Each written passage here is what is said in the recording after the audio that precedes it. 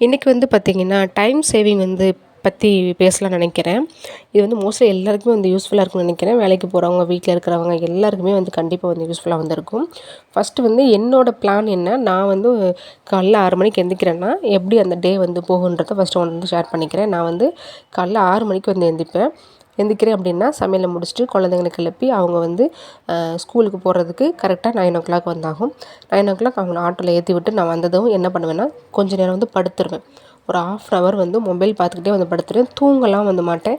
எனக்கு வந்து டயர்டாக இருக்க மாதிரி இருந்திருக்கும். ஏன்னா நம்ம வந்து கிளப்பி விடுறது ஃபுல்லாக சின்ன குழந்தைங்க. அது 2மே சின்ன குழந்தைங்கனால அவங்களுக்கு எவ்வளோ எஃபோர்ட் போட்டு நம்ம கிளப்ப வேண்டியது இருக்குன்றது உங்கள் எல்லாருக்கும் தெரியும். எனக்கு அதுவே கொஞ்சம் டயர்டான மாதிரி வந்திருக்கும். ஸோ நான் ஒரு 1/2 hour வந்து படுத்துருவேன். அப்புறம் வந்து பார்த்திங்கன்னா நான் வந்து சாப்பிட்டுட்டு நான் வந்து குழந்தைங்கள குளிக்க வைக்கும்போதே வந்து பார்த்திங்கன்னா துணியை வந்து இன்றைக்கி வாஷ் பண்ணுறதுக்கு சர்ஃபெல்லாம் போட்டு வந்து முக்கி வந்து ஊற வச்சுருவேன். ஸோ அதை சாப்பிட்டு முடிச்சுட்டு ஒரு 10 minutes அப்படியே வெயிட் பண்ணுவேன். வெயிட் பண்ணிவிட்டு அப்படியே வந்து பார்த்திங்கன்னா துணி துவைச்சு அப்படி காய போட்டு கையோடு காய போட்டு வந்துடுவேன். அதுக்கு கிட்டத்தட்ட ஒரு 10:30 to 11:00 வந்து ஆகிடும். அதுக்கப்புறம் அந்த 11:00லேருந்து 3:00 வரைக்கும் எந்த வேலையும் பார்க்க மாட்டேன். அதாவது ஒன்று தூங்குவேன், இல்லை எனக்கு ஏதாவது வந்து வேலை இருந்ததுன்னா வந்து பார்ப்பேன். இல்லை வந்து எனக்கு டிவி பார்க்கணும்னு தோணுச்சுன்னா டிவி பார்ப்பேன். இல்லை பாட்டு கேட்கணும்னு தோணுச்சுன்னா பாட்டு கேட்பேன். இல்லை மொபைல் பார்ப்பேன். இல்லை ஏதாவது ஒர்க் இருந்தது அப்படின்னா அந்த ஒர்க்கை பார்ப்பேன். அந்த 3 மணிக்கு மேலே என்ன பண்ணுவேன்னு பார்த்தீங்கன்னா, எந்திரிச்சு ஃபஸ்ட்டு வந்து பாத்திரத்தை வந்து வாஷ் பண்ணிடுவேன். பாத்திரத்தை வாஷ் பண்ணிவிட்டு கையோடு அப்படியே வந்து வீடை வந்து ஃபுல்லாக வந்து பெருக்கிடுவேன். பெருக்கிட்டு அப்படியே வந்து கையோடு போய் குளிச்சிடுவேன். குளிச்சுட்டு அப்படியே 4:00 வந்தாயிடும். என்னோடய பசங்க வந்து 4:45க்கு வருவாங்க. ஸோ குளித்து முடிச்சுட்டு அப்படியே வந்து பார்த்திங்கன்னா டீ போட்டு நானும் டீ குடிச்சிட்டு அவங்களுக்கு டீ போட்டு ரெடியாக வந்து வச்சுருப்பேன். என்னோடய பசங்க வந்துடுவாங்க. வந்ததுக்கப்புறம் பார்த்திங்கன்னா அதுக்கப்புறம் அவங்களுக்கு டீ கொடுத்துட்டு அவங்கள வந்து கொஞ்சம் ஃப்ரெஷ்அப் பண்ணிவிட்டு அப்புறம் அவங்களுக்கு பாடம் சொல்லி கொடுக்குறது, அப்புறம் நைட் டின்னர் ஆக்குறது, இந்த மாதிரி கரெக்டாக வந்திருக்கும். இதில் நான் என்ன சொல்ல வரேன்னா, இது வந்து என்னோடய பிளான். காலையில் ஒன்லி துணி மட்டும்தான் நான் வந்து வாஷ் பண்ணணும். அந்த பாத்திரம் கழுவுறதோ வீடு பெருக்கிறதோ வந்து அது வந்து காலையில் பண்ணணுன்ற அந்த பிளானே எனக்கு கிடையாது. அது வந்து ஈவினிங் பண்ணால் எனக்கு போதும். அதனால் அந்த கேப்பில் வந்து அந்த பதட்டமோ ஐயோ வீடு பெருக்கணும், ஐயோ வந்து பாத்திரம் அப்படியே இருக்கே பாத்திரம் கழுவணும் அப்படின்னு புலம்பிகிட்டே வந்து இருக்க மாட்டேன். அதுக்காக வந்து கிச்சன்லேயே வந்து இருக்க மாட்டேன். இதுதான் எப்போவுமே வந்து இப்படி தான். சம் டேஸ் வேணால் சேஞ்சஸ் ஆகுமே தவிர்த்து மோஸ்ட்லி நான் வந்து 3:00 மேலே தான் என்னோடய வேலையை அப்படியே வந்து ஸ்டார்ட் பண்ணுவேன். கரெக்டாக வந்து எனக்கு வந்திருக்கும். அதே மாதிரி பார்த்திங்கன்னா மெனு, இப்போ சாப்பாடு குழந்தைங்களுக்கு நம்ம லஞ்ச் பாக்ஸ்லாம் கொடுக்குறோம் இல்லையா, அந்த மெனு வந்து கரெக்டாக நம்ம வந்து என்னென்ன லஞ்ச் வந்து இன்றைக்கி பண்ண போகிறோன்றதை நாளே பிளான் பண்ணிட்டோன்னா காலைல எந்திரிக்கும் போது அவ்வளோ ரிலாக்ஸாக வந்து எந்திரிக்கலாம். அன்றைக்கி என்ன தேவைன்றதோ முதல்ல நைட்டே வந்து நம்ம ப்ரிப்பேர் பண்ணி வச்சுக்கலாம். இப்போ கடலை சாதம், பட்டாணி சாதம்லாம் பண்ணுறோம் அப்படின்னா முதல்ல நைட்டே வந்து அதெல்லாம் ஊற வச்சா தானே மறுநாள் காலைல ஈஸியாக வந்து வேகும். ஸோ அதனால் நான் வந்து மெனு வந்து பிளான் பண்ணிவிடுவேன். நாளைக்கு வந்து இதுதான் பண்ண போகிறோன்னு. காலையில் எழுந்திரிச்சி அந்த மண்டேயை வந்து குழப்ப மாட்டேன். அது வந்து என்றைக்காவது ஒரு நாள் வேணால் வந்து பிளான் வந்து சேஞ்சஸ் ஆகும். எனக்கு குழந்தைங்க திடீர்னு அவங்க எழுந்திரிச்சி அவங்க ஏதாவது வந்து கேட்பாங்க. அன்றைக்கி வேணால் நான் வந்துட்டு என்னடா இது அப்படின்ற மாதிரி கொஞ்சம் பதட்டமாக இருக்க மாதிரி இருக்கும். மற்றபடி நான் வந்து நாளைக்கு இதுதான் பண்ண போகிறேன்றத முதலே வந்து ரெடி பண்ணிடுவேன். அது இல்லாமல் மோஸ்ட்லி வந்து ஒரு வாரத்தில் 4 நாள் வந்து ஒன் பாட் ரெசிபியாக வந்து பண்ணிவிடுவேன். ஏன்னா முன்னாடி வந்து எங்கள் ஹஸ்பண்ட் வந்து கூட இருந்தாங்க. இப்போ வந்து வெளியில் ஒர்க் பண்ணுறதுனால 2 சின்ன பொண்ணு, நான் வந்து மட்டும்தான் பெரிய ஆட்கள். அப்படிங்கிறப்போ நான் அவங்களுக்கு இப்போ என்ன பிடிக்குதோ அதுதான் சமைக்க ஆரம்பிச்சிட்டேன். அதுதான் நானுமே சாப்பிட ஆரம்பிச்சிருக்கேன். அப்படிங்கிறப்போ அவங்களுக்கு உரியது எல்லாமே ரொம்ப சிம்பிளாக தான் இருக்கும். அவங்க கேட்குற சாப்பாடு எல்லாமே ரொம்ப சிம்பிளாக தான் இருக்கும். இப்போ நம்மளை மாதிரி அவங்க குழம்பு, பொரியல் இந்த மாதிரி ஆசைப்பட மாட்டாங்க. ஆனால் அதுக்காக வந்து ரொம்ப சிம்பிளாக இருக்குன்றதுக்காக நான் வந்து அன்ஹெல்த்தியாக வந்து கொடுக்க மாட்டேன். ஹெல்த்தியாக தான் வந்து கொடுப்பேன். இப்போ அவங்க கேட்குறது மேக்ஸிமம் ஒன் பாட் ரெசிபியாக தான் வந்து இருக்கும். அது பிரியாணி கேட்பாங்க. அது வெஜிடபிள் பிரியாணிங்கிறப்போ எல்லா காய்கறியும் போட்டு வந்து கொடுத்துருவோம். அதே மாதிரி வந்து ஃப்ரைட் ரைஸ் கேட்பாங்க. ஃப்ரைட் ரைஸில் 2, 3 எக் போட்டு செஞ்சு கொடுப்போம். அது நல்லா காரத்துக்கு நல்லா பெப்பர் போடுவோம். அதுவுமே வந்து உடம்புக்கு வந்து ஹெல்த்தி தான். அதே மாதிரி தக்காளி சாதம் பண்ணுறோம் அப்படின்னா அந்த பட்டாணி இதெல்லாம் வந்து ஆட் பண்ணிக்கிடுவேன். அப்புறம் ஃப்ரைடேனாலே கன்ஃபார்மாக நான் வந்து சாம்பார் தான் வந்து பண்ணுவேன். சாம்பார் பண்ணிவிட்டு அன்றைக்கி ஏதாவது வந்து அவங்களுக்கு பிடிச்ச மாதிரி ஏதாவது ஒரு பொரியல் வந்து பண்ணி கொடுத்துருவேன்.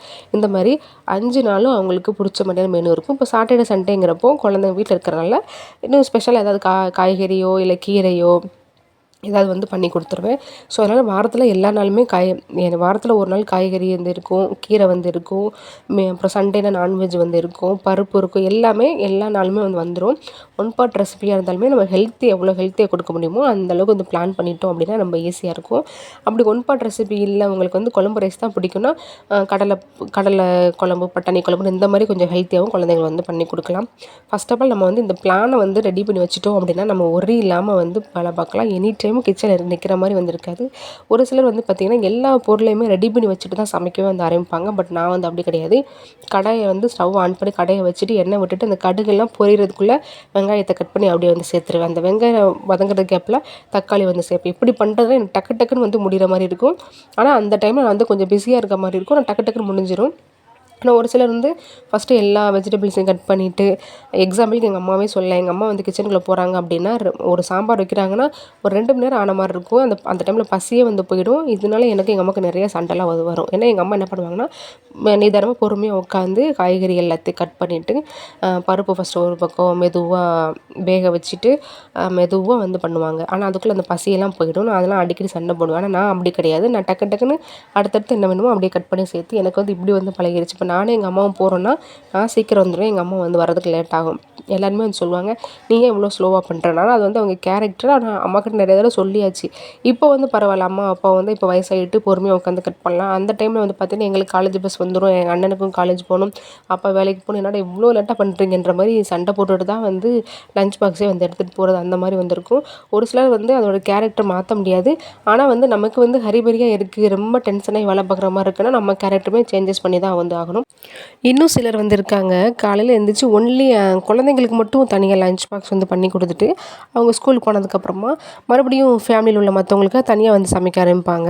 இப்படி பண்ணும்போது நிஜமாகவே அவங்க வந்து எனி டைம் வந்து கிச்சனில் இருக்கிற மாதிரி தான் வந்து இருக்கும்.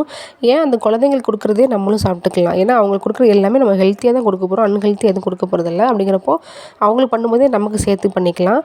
என்னோடய ஃப்ரெண்டு வந்து ஒருத்தி இருக்கா. அவள் வந்து பார்த்திங்கன்னா காலையில் எழுந்திரிச்சு குழந்தைங்களுக்கு மட்டும் சமைச்சு கொடுத்து விட்ருவாள். குழந்தைங்க போனதுக்கப்புறம் பார்த்திங்கன்னா அவங்க குழந்தை கூடயே ஹஸ்பண்ட் டியூட்டிக்கு போயிடுவார்.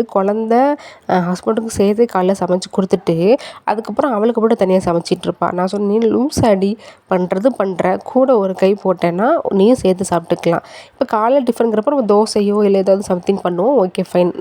மத்தியானத்துக்கு அவளுக்காக தனியாக ரைஸ் வச்சு அவளுக்காக ஏதாவது குழம்பு வச்சு சாப்பிட்டுட்ருப்பாள். அப்போது அப்படிங்கிறப்போ அவள் எனி டைம் கிச்சனில் இருக்கிற மாதிரியே தான் வந்திருக்கும். எப்போ கேட்டாலும் அந்த வேலை பார்க்குறேன் இந்த வேலை பார்க்குறேன்னு சொல்லிகிட்டே இருப்பாளே தவிர்த்து எனி டைம் கிச்சன்லேயே தான் நிற்கிற மாதிரி இருக்கும். ஏன்னா ஒருத்திக்காக சமைச்சு சாப்பிட்றதுக்கு பதிலாக அவங்களும் பண்ணுறதையே நம்மளும் சாப்பிட்டோம் அப்படின்னா நமக்கு டைம் சேவ் ஆகும். கொஞ்சம் ரெஸ்ட் எடுக்கலாம்ல, எனி டைம் நின்றுட்டே இருக்கிறதுக்கு கொஞ்சம் ரெஸ்ட் எடுக்கலாம். ஆனால் அந்த மரமண்டைக்கு புரியாது. கேட்டால் எனக்கு சூடாக சாப்பிட்டா தான் பிடிக்கும், எனக்கு இப்படி சாப்பிட்டா தான் பிடிக்கும், அவங்களுக்கு கொடுக்குறதெல்லாம் பிடிக்காது, இப்படி ஏதாவது வந்து கதை சொல்லிகிட்டு இருப்பாள். கடைசியில் அவள் தான் வந்து புலம்பிகிட்டு இருப்பாள். இது வந்து அந்த கேரக்டர்லாம் வந்து அவங்களா பார்த்து திருந்தினா தான் உண்டு. நம்ம வந்து அவங்கள எதுவுமே சொல்ல முடியாது. ஸோ என்னை பொறுத்த வரைக்கும் வந்து பார்த்திங்கன்னா, நீங்கள் உங்களுக்கான ஒரு பிளானை வச்சுட்டீங்க அப்படின்னா கடன்னு காலையிலேருந்து ஈவினிங் வரைக்கும் எப்படி போகுதுன்னு நமக்கு வந்து தெரியாது. எந்த டயர்டுமே நமக்கு வந்து இருக்கவே இருக்காது. நல்லா சந்தோஷமாக ஹாப்பியாக வந்து சமைச்சிட்டு நம்மளுமே எப்போவுமே ரெஸ்ட்டில் இருக்கிற மாதிரியே வந்து இருக்கலாம். ஸோ இந்த 2 விஷயத்த ஃபாலோ பண்ணாலே பாதி நேரம் நமக்கு வந்து ஃப்ரீயாக இருக்க மாதிரி தான் வந்து இருக்கும். ஃபஸ்ட்டே வந்து மெனுவை வந்து பிளான் பண்ணிக்கோங்க. அதே மாதிரி வந்து இன்றைக்கி என்னென்ன வேலை பார்க்குறீங்களோ அதை ஒவ்வொரு இதுக்கும் டைம் வந்து ஒதுக்கிக்கோங்க.